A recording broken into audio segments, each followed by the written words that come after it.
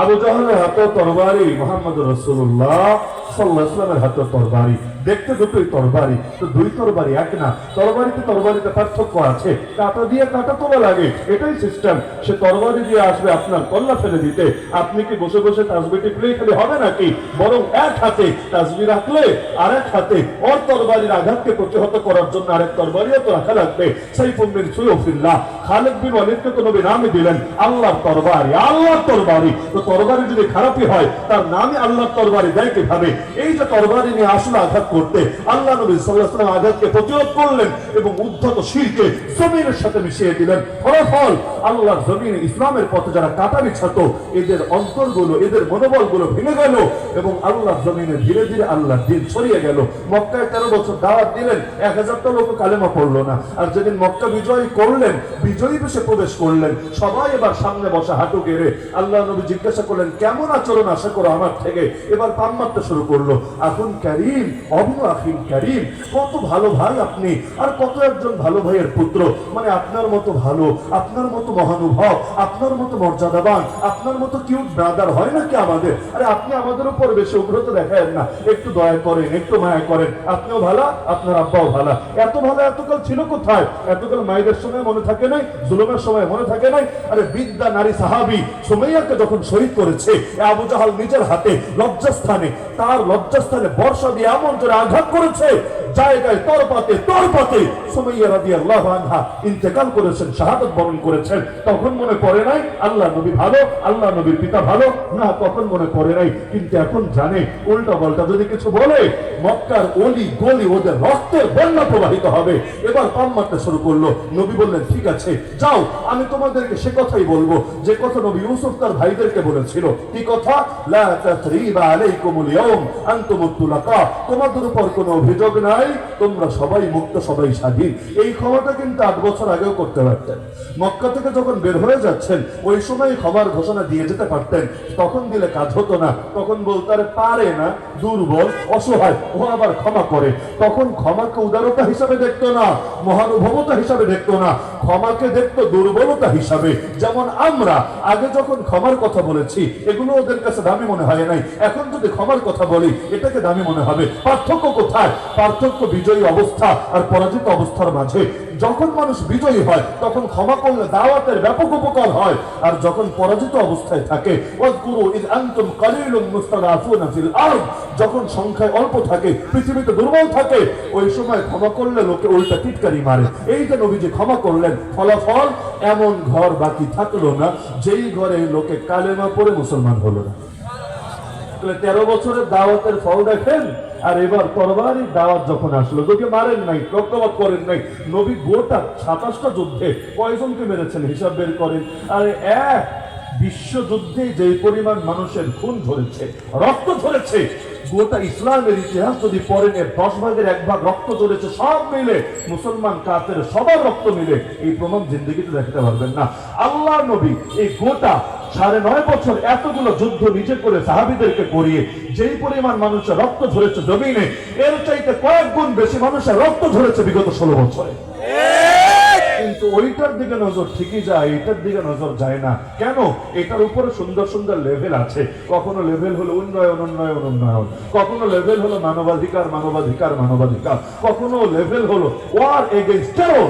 আরে টেররের বিরুদ্ধে, সন্ত্রাসের বিরুদ্ধে যুদ্ধ এক লেভেল যদি লাগিয়ে দেওয়া হয়, ইরাকের লক্ষাধিক শিশুর রক্ত হালাল হয়ে যায়। আর এই 70 বছরের বেশি সময় ধরে ফিলিস্তিনি ভাই বোনদেরকে জুলুম করা যায়। সন্ত্রাসের বিরুদ্ধে যুদ্ধ এক লেভেল লাগিয়ে দিলে ডক্টর আফিয়া সিদ্দিকাকে এই বুড়ো বয়সে এসেও আমেরিকার কারাগার নির্মম ভাবে বন্দী করে রাখা হয়। আর যার কিডনি গুলো ইতিমধ্যে ড্যামেজ হয়ে গিয়েছে, মুখের দাঁতগুলো পর্যন্ত খসে খসে পড়ে গিয়েছে, এই বুড়ে মানুষটার পর্যন্ত রহম করতে পারছে না, করম করতে পারছে না।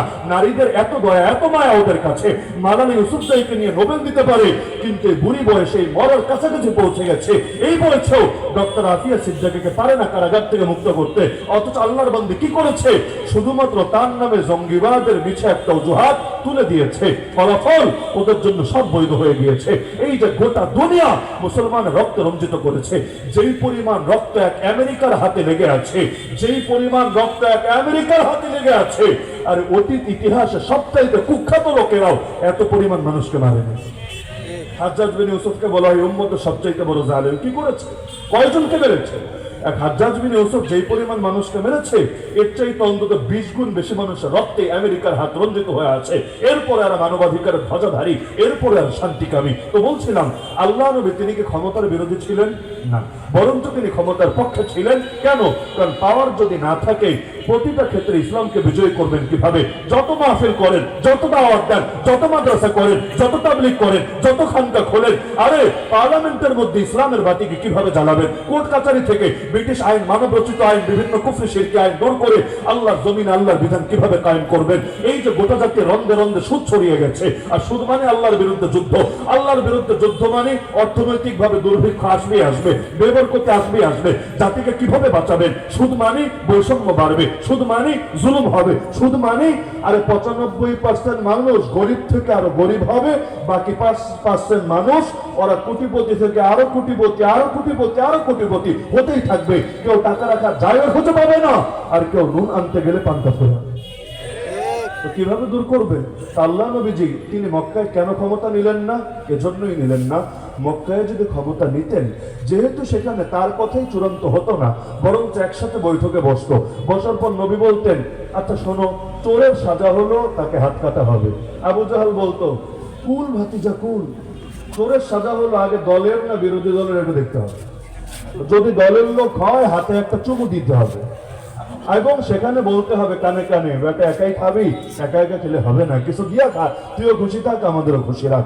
আর যদি বিরোধী দলের হয়, হ্যাঁ, কবজি থেকে না, প্রয়োজনে একেবারে কনুই থেকে অথবা বাহু থেকে কেটে দেওয়া হবে। আবুল আহাব বলতো, থাক, এগুলো বেশি বাড়াবাড়ি হয়, তাহলে 6 মাসের জেল দিয়ে দাও, সব সমাধান হয়ে যাবে। এভাবে এক একজন এক এক মত দিত। সব মত নেওয়ার পরে কখনো নবী পাস, কখনো আবু জাহাল পাস, কখনো আবুল আহাব পাস। তার মানে কখনো ফয়সালা যেত আল্লাহর পক্ষে, কখনো ফয়সালা যেত আল্লাহর বিপক্ষে। নাউযুবিল্লাহি মিন যালিক। অথচ আল্লাহ যে ফয়সালা দিবেন, রাসূল যে বিচার করবেন, সেটাই চূড়ান্ত। এই ব্যাপারে কারো টু শব্দ করার অধিকারও নাই। কোরআন বলে দিচ্ছে, ফালা ওয়া রাব্বিকা লা ইউমিনুন হাত্তা ইউহাক্কিমুকা ফীমা শাজারা বাইনাহুম। আরে আল্লাহর কসম, ততদিন পর্যন্ত লোকের ঈমানদার হতে পারবে না যতদিন না নিজেদের সব ঝামেলার ব্যাপারে, হে নবী, তোমাকে চূড়ান্ত বিচারক হিসেবে মেনে না নেবে, এবং তুমি যে বিচারই করো অন্তরে কোনো দ্বিধা রাখবে না, আর তোমার বিচারের সামনে নিজেদেরকে সঁপে না দেবে। আল্লাহ নবী মক্কায় কেন ক্ষমতা নিলেন না? কারণ ক্ষমতা নিলে তাওহীদের সাথে নিতে পারতেন না, শিরকের সাথে নিতে হতো। আর শিরকের সাথে কোনোদিন ইসলাম জিন্দা হবে না। হক জিন্দা হবে হক তরিকায়, হক প্রতিষ্ঠিত হবে হক তরিকায়। তাহলে এবার বোঝেন, আল্লাহ নবী এই যে মক্কায় 13টা বছর দাওয়াত দিলেন, যদিও বেশ কষ্ট হলো, যদিও বেশ রক্ত ঝরলো, যদি 1000টা লোক কালেমা পড়ে মুসলমান হলো না, কিন্তু আলহামদুলিল্লাহ সুম্মা আলহামদুলিল্লাহ সুম্মা আলহামদুলিল্লাহ, এই 13 বছরের মেহনতের বরকতে বীজ লাগালেন মক্কায়, ফসল উঠলো মদিনায়।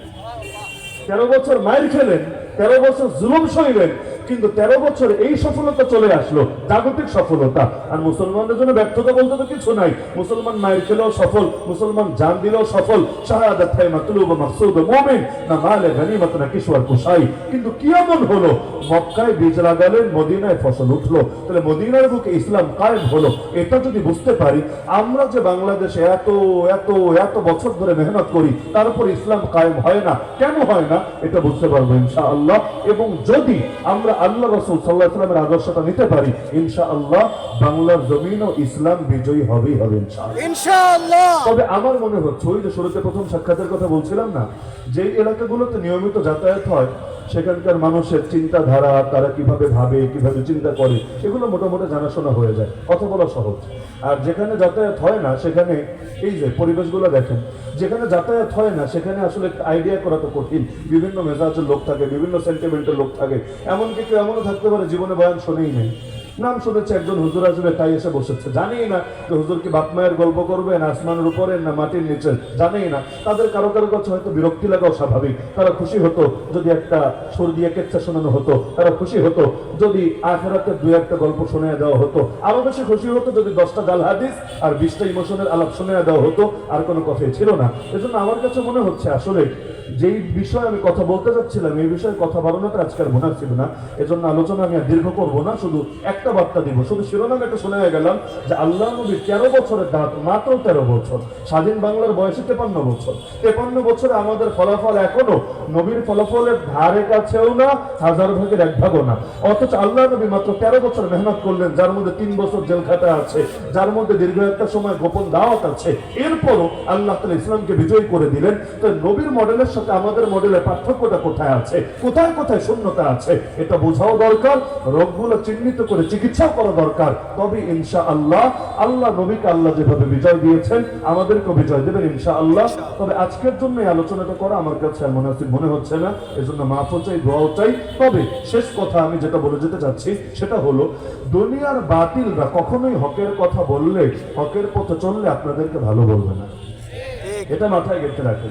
যতদিন আল্লাহর দিন জিন্দা না হবে, যতই সুশীল শাস্তে চান, যতই প্রগতিশীল শাস্তে চান, যতই ভালো মানুষ শাস্তে চান, এই বাতিল কোনোদিনও আপনার উপর খুশি হবে না। যদি হতো, আল্লাহ নবীর চাইতে উত্তম আখলাকের অধিকারী কেউ ছিল না। আজও পর্যন্ত আল্লাহ নবীকে গালি দেওয়া হয়, আজও পর্যন্ত আল্লাহ নবীর কার্টুন আঁকা হয়, আজও পর্যন্ত আল্লাহ নবীর সামনে ব্যঙ্গ বিদ্রুপ করা হয়। এই যে ফ্রান্সে নবীর কার্টুন আঁকা হয়েছিল শার্লে আব্দো পত্রিকায়, আজও পর্যন্ত ফ্রান্স সরকার ক্ষমা চেয়েছে, পারলে কোনো প্রমাণের দেখান। এই যে বিজেপি নেতা আল্লাহ নবীর সামনে বেয়াদবি করলো, প্রথমে গালি দিল, পরবর্তীতে এটার বিরুদ্ধে সরকার অ্যাকশন তো নিলই না, যার কারণে পরবর্তীতে ওদের এক পুরোহিত নবীর মূর্তি বানালো, মূর্তি, এবং প্রকাশ্যে লাইভ করে হুমকি দিল, মুসলমানরা দেখ তোদের নবীর মূর্তিকে কিভাবে পোড়াই, কিভাবে ভস্ম করি। এই যে বেয়াদবিগুলো হচ্ছে, কি কারণে? আল্লাহ নবীর চাইতে উত্তম আখলাক তো অর্জন করতে পারবেন না, আল্লাহ নবীর চাইতে ভালো শিক্ষা তো আর জাতিকে দিতে পারবেন না। সুতরাং মাথার মধ্যে